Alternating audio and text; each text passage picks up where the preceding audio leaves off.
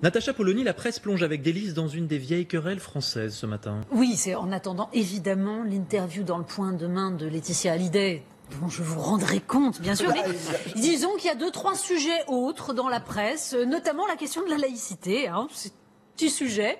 Ouais. Le Figaro titre « L'appel de Macron aux catholiques fait des vagues ».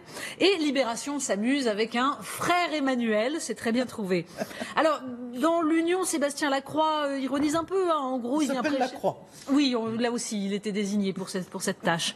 En gros, il vient prêcher la bonne parole, il écoute, mais à la fin, c'est lui qui décide, un peu comme Dieu.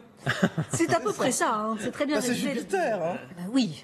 Alors, Jupiter est un peu plus païen. Là, on est vraiment dans la version chrétienne d'Emmanuel Macron, ce qui plaît au Figaro, bien sûr. Et Vincent de Trémollet écrit « Il n'en fallait pas plus pour réveiller l'anticléricalisme moutonnier qui détourne les yeux devant les burqas, mais cherche désespérément une soutane à se mettre sous la dent. » Et ça, c'est envoyé. La République des Pyrénées répond tout de même en faisant remarquer, sous la plume de Jean-Michel Helvig, que certes, il y a des engagements de la part de chrétiens. Certains sont à gauche, voire très à gauche. Certains à droite, voire très à droite. Il y a de l'aide aux migrants, mais il y en a qui sont réticents. Et alors, demande-t-il, ce sont des catholiques face à leur conscience. L'autorité publique n'a aucun brevet de civisme à leur décerner. Et dans La Voix du Nord, donc, Jean-Michel Bretonnier écrit « Ce discours dit encore une fois ce que n'est pas la laïcité ». Comme sait le faire Emmanuel Macron. On remarque la place qu'occupent chez lui des notions d'absolu, d'espérance, de transcendance, à rebours d'une époque parfois étriquée et utilitariste. Mais on attend maintenant que le chef de l'État nous dise enfin ce qu'elle est, cette laïcité. Alors, dans Libération, Laurent Geoffrin est nettement plus critique. Il écrit « Emmanuel Macron ne franchit pas la ligne jaune, mais il s'en rapproche ».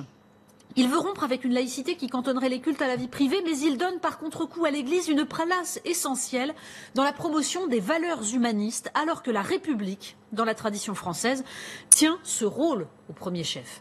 Et dans la même veine, il faut absolument lire le papier de Stéphane Rosès sur le site Slate. Très intéressant. C'est une réponse à Emmanuel Macron. La laïcité n'est pas le dialogue interreligieux ou l'œcuménisme, précise-t-il. C'en est la condition. La loi de 1905 n'est pas le concordat. Et Stéphane Rosès ajoute, le président n'a pas à dire publiquement ce qu'il pense ou attend de telle ou telle religion, car fatalement, il se mettrait comme président et nous, citoyens qui l'incarnent, alors non au-dessus ou dans l'ailleurs des religions, mais au milieu. C'est-à-dire que la parole du président nous engage, dit Stéphane Rosès. Le président de la République ne doit pas devenir un enjeu entre croyants qui se vivraient comme minorité religieuse. Les relations entre l'État et les religions se sont dégradées, dit le président. Non, ce sont les relations entre Français, croyants ou non-croyants, qui se sont dégradées, précise Stéphane Rosès. S'attaquer aux causes de notre malheur plutôt que de sous-traiter dans un partenariat avec les religions la question de notre dépassement commun terrestre, tel est le travail du président de la République et de l'État. Vaste tâche. Oui. Le discours d'Emmanuel Macron, la laïcité, ça fait partie des sujets qui étaient abordés hier par François Hollande. Tiens. Et oui, François Hollande qui là aussi amuse beaucoup la presse, il faut bien le dire. Hein. Le Parisien parle de Hollande qui règle ses comptes. Double page du Parisien avec en effet tous les sujets qu'il a abordés. Donc la laïcité, mais aussi évidemment le caractère, les inégalités de la politique menée par Emmanuel Macron qui n'a rigoureusement rien à voir avec celle qu'il menait lui. Pas du tout. L'Opinion titre Macron-Hollande, détestation croisée avec ce très joli dessin de CAC. Donc Mohamed Ben Salman, le prince saoudien, disant à Macron, vous aussi vous avez un père qui a du mal à partir. Très bon. Alors c'est d'autant mieux trouvé que en fait la question de l'Arabie Saoudite, de la Syrie, François Hollande l'a abordée hier soir pour expliquer qu'il fallait absolument intervenir, qu'il fallait une frappe pour se positionner comme géopoliticien, comme ancien chef d'État. Or il faut lire absolument dans l'Opinion justement, l'article de Jean-Dominique Merchet sur la Syrie. Syrie vers des frappes françaises.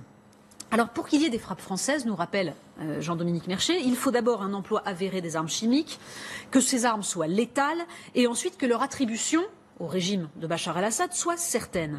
Là encore, écrit-il, les preuves manquent. Certes, personne à Paris ne doute du fait que le régime se serve de munitions chimiques, mais les services français et alliés ne disposent pas du smoking gun, de la preuve irréfutable indiquant qui à Damas a donné l'ordre, ni comment, ni pourquoi. Il précise que c'est d'ailleurs vrai aussi pour ce qui s'était passé en 2013. Alors, bien sûr, le but de la France et de la communauté internationale, et c'est fondamental, c'est d'empêcher la banalisation des armes chimiques. Mais il cite un diplomate français qui explique « Hors jeu en Syrie, n'y disposant plus de levier, la France n'avait plus qu'à compter sur une attaque chimique pour tenter de se remettre dans le jeu grâce à des frappes contre le régime. La remarque est très sévère, mais la question qui vient derrière, c'est quelle serait l'issue politique d'une frappe. Et là, l'ambassadeur de France aux États-Unis précise en aucune circonstance, l'usage de la force ne doit être une manière de soulager sa conscience ou une mesure ponctuelle, elle doit s'inscrire dans une stratégie globale. C'est celle-là qu'on attend toujours, d'autant que actuellement, Jean-Dominique Merchet le rappelle, il y a une activité inhabituelle de l'aviation russe. La marine russe est en état d'alerte maximum. Mais pendant ce temps-là, François Hollande ou Bernard-Henri Lévy d'ailleurs sont ravis. On va frapper la Syrie, c'est formidable.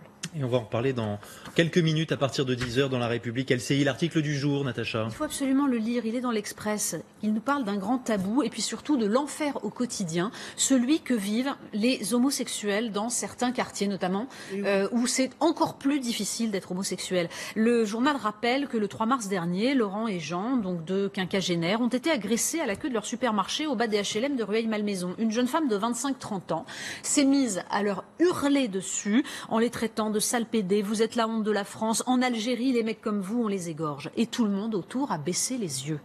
Alors c'est ce que nous raconte cette anecdote, c'est qu'en fait c'est la vie de beaucoup, même de tous les homosexuels, dans certains endroits, dans certains quartiers en France.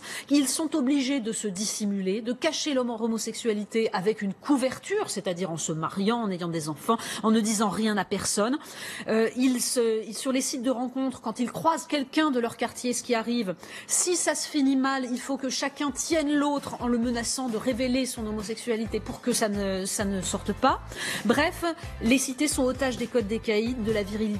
Mais ce que dit cet article, c'est qu'en fait, il faut lutter contre les ghettos et leurs normes en général pour régler ce problème de l'homophobie, mais tous les autres aussi, parce qu'il y en a d'autres. Il y a le sexisme, il y a des tas d'autres choses. Et c'est à lire dans l'Express. Dans l'Express. Cette semaine. Merci pour cette revue de presse, Natacha Polony.